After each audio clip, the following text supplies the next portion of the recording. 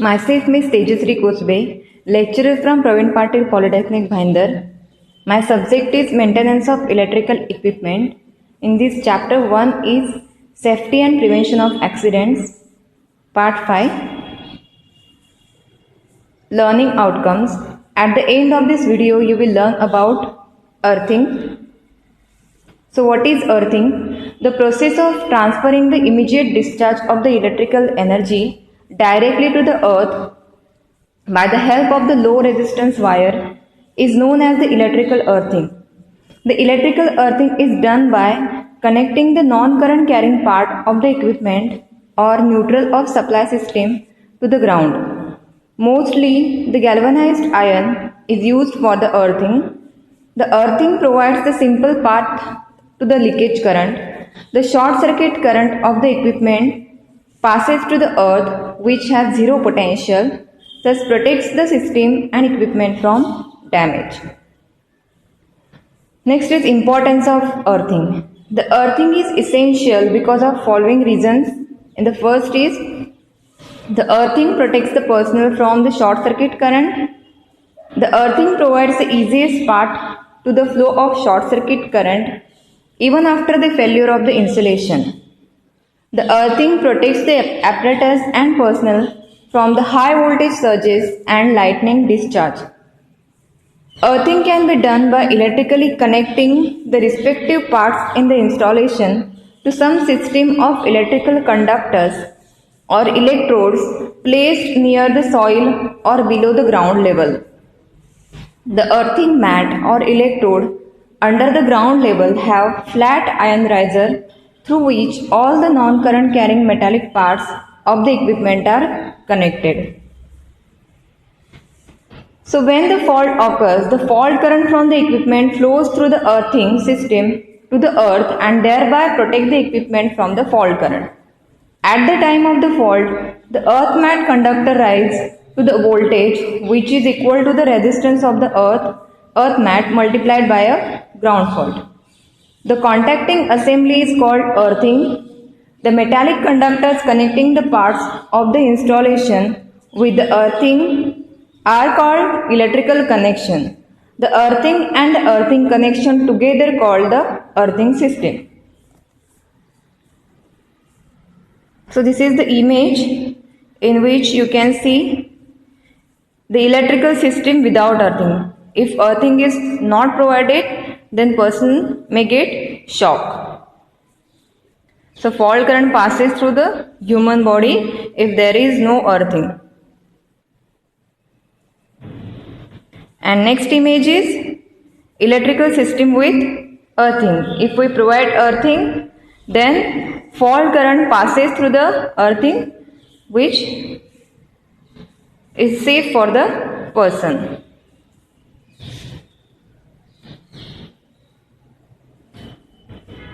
So next is the types of earthing, in which first is plate earthing. In plate earthing system, a plate made up of either copper with dimension 60 cm into 60 cm by 3.18 mm, that is 2 feet by 2 feet by 1 by 8 inch, or galvanized iron of dimension 60 cm by 60 cm and 6.35 mm, that is 2 feet by 2 feet by 1 by 4 inch, is buried vertical in earth, that is earth pit, which should not be less than 3 meter, that is 10 feet from the ground level. For proper earthing system, follow the above steps in the earth plate introduction to maintain the moisture condition around the earth electrode or earth plate. Plate earthing and plate grounding. So this is the image in which you can see plate earthing system. In this you can see the copper plate which is on the lower side, and on upper side there is a funnel covered with wire mesh.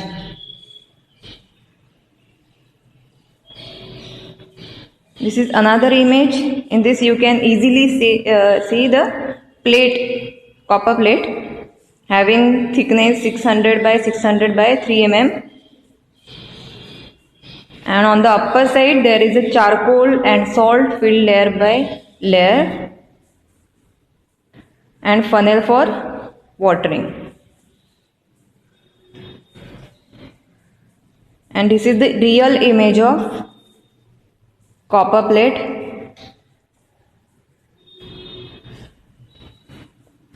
Next type is pipe earthing. A galvanized steel and a perforated pipe of approved length and diameter is placed vertically in a wet soil in this kind of system of earthing.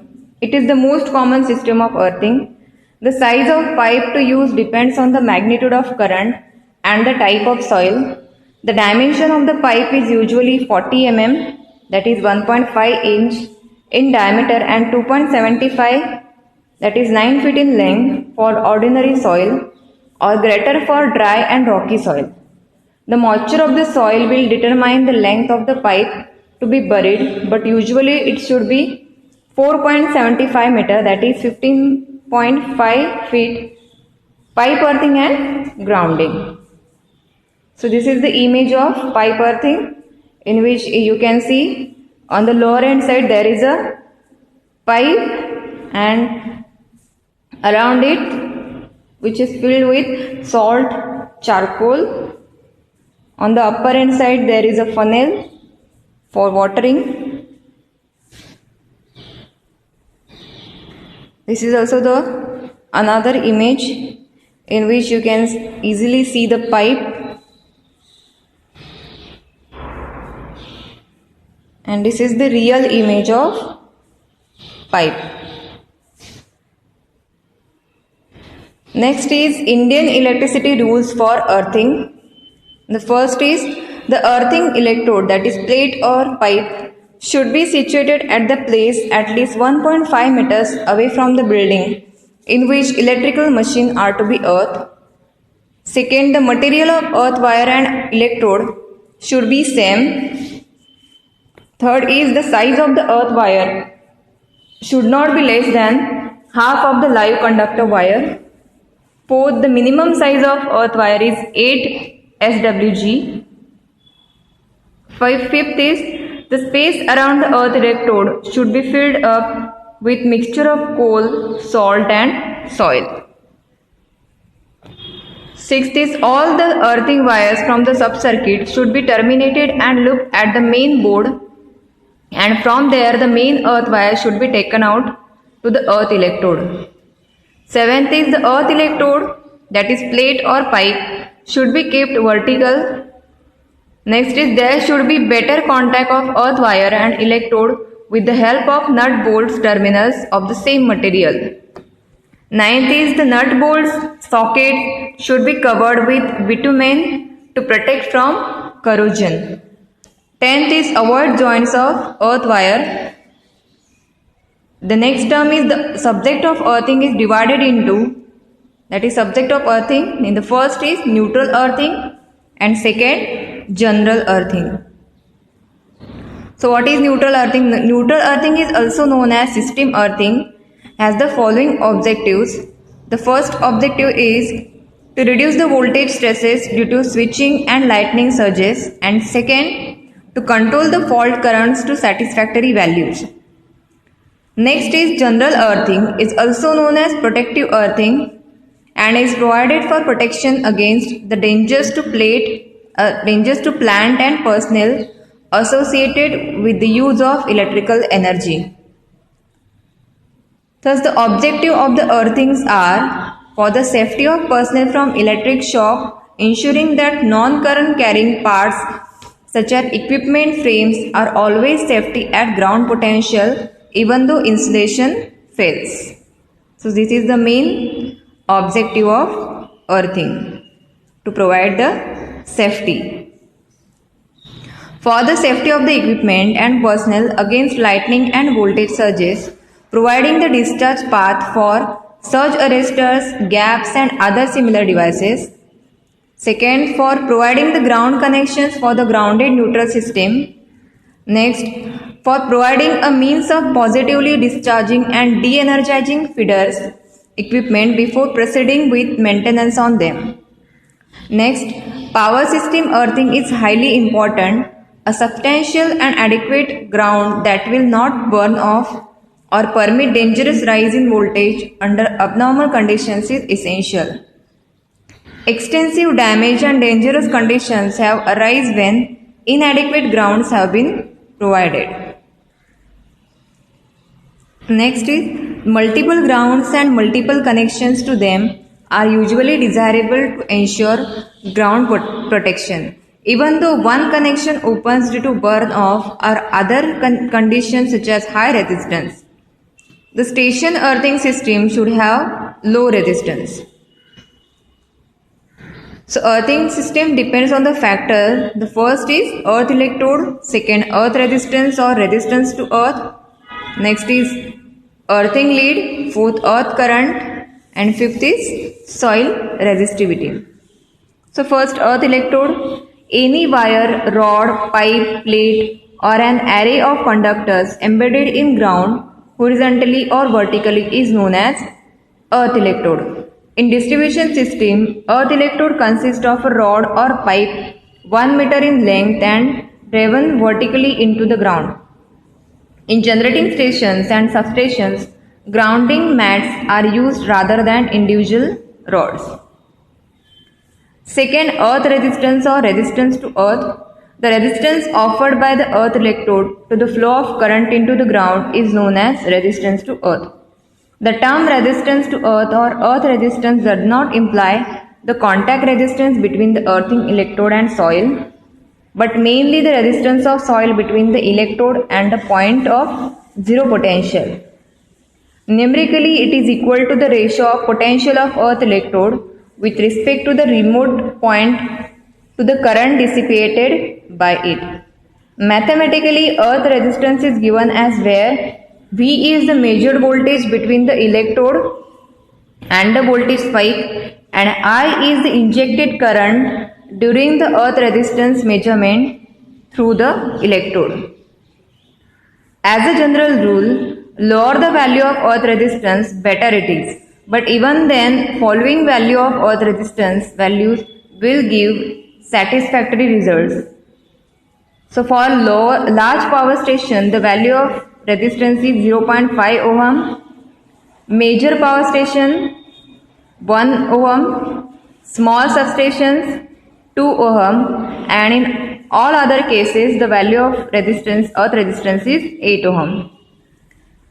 Next term is earthing lead. The wire which connects earth wire or any other apparatus to be earth to the earth electrode is known as earthing lead. Fourth is earth current. The current dissipated by the earth electrode into the ground is called earthing current. Fifth is soil resistivity. Before starting the design of earthing system, it is essential to understand the nature of the resistance of ground and the various factors which govern it. So when an electrode is driven into the ground, the region around the electrode is known as resistance area or the potential gradient area, and the fault current tries to flow away from the electrode in all directions as shown in figure.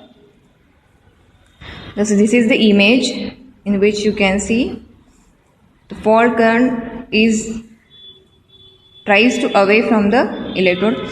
It follows that the rise of grounding potential or the flow of current in the ground depends upon the resistivity of soil in which the earthing electrode is driven. The soil conductivity is purely electrolytic phenomenon and its resistivity is governed by nature and may vary from 1 ohm meter to 10,000 ohm meter. So main fact is the soil resistance should also be low so that fault current easily flow from that soil. So this is the table in which you can see the value of resistances. So for sea water, value of resistance is 2.5 ohm meter. For tap water, 20 ohm meter. For clay, 50 ohm meter. Fourth is sand clay mixture 100 ohm meter. Fifth is sand 2000 ohm meter. Sixth is wet concrete 100 ohm meter. Dry concrete 10,000 ohm meter. For rock 10,000 ohm meter. And ninth is chalk 250 ohm meter. So the value of resistance, soil resistance, is depend upon the types of soil. Next is factors on which soil resistivity depends. The first factor is the electrical conductivity offered by a soil mainly due to electrolysis. That means the resistivity or conductivity of a soil is mainly electrolytic in nature. So concentration of water, salt and other chemical components in the soil largely determines its resistivity. Second, the chemical composition of the soil is also responsible for its resistivity. Third is the grain size, uniformity of grain distribution and packing of grains in the soil, that is intergrain distance, also the factors of resistivity. Since these factors control the moisture holding capacity of the soil.